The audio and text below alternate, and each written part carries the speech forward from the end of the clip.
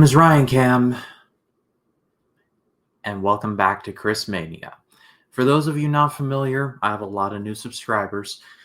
In 2023 and 2022, I did a sister series to Scary Mania called Christmania, where I took a look at 25 Christmas movies in honor of the 25 days of Christmas. I even did it in 2021 as well. However, Christmania 2023 kind of broke me. In a 5-day stretch, I had to review Trapped in Paradise, Mixed Nuts, The Munster Scary Little Christmas, The Ron Howard How to Grinch Stole Christmas, and Surviving Christmas. All terrible, and I have to watch them back to back to back to back to back. And I will not hear any discourse that the Grinch movie is actually good. It's not. But that's another story for another time. Point is, at the end of Christmania 2023, I said I needed to take a year off. And I did. And to be completely honest, I wasn't entirely enthused about doing Christmania 2025. However, around September time, the itch kind of came back. So here it is, Christmania 2025. I'm going to be reviewing 25 Christmas movies or Christmas adjacent movies to celebrate the most wonderful time of the year. And I think I've done a pretty good job of choosing these this year.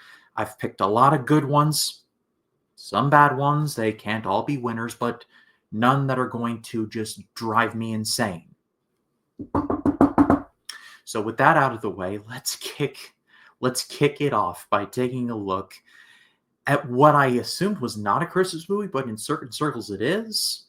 But we'll just roll with it for the sake of this. It's The Thin Man.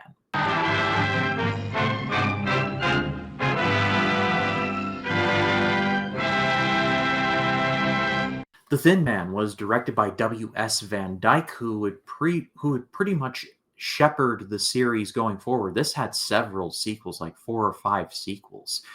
And the movie starred William Powell, Myrna Loy, and Maureen O'Sullivan, among others, and it tells the story of a married couple who around Christmas time learn of a missing inventor, and they have to go and find it, all while drinking a lot and staving off death. So I heard a lot of really good things about The Thin Man, and the thing with me in mystery movies, as I've come to find out, is that I'm a bit more of a stickler for them than I imagined, because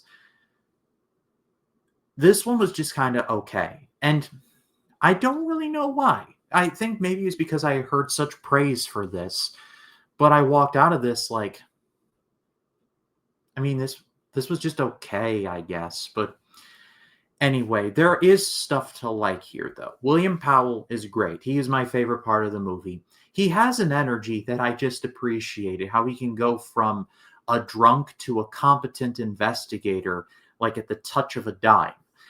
He's like Sherlock. He's like the Robert Downey Jr. Sherlock Holmes. You wouldn't think he'd be that smart. And he's like, oh, he is actually very smart. Good for him. Powell and Myrna Loy do have really good chemistry with each other, and they're back and forth. There's something about 1930s movies and the dialogue that I just weirdly like, just the quick wit that the people have. I just like that. I like the spirit of that quite a bit.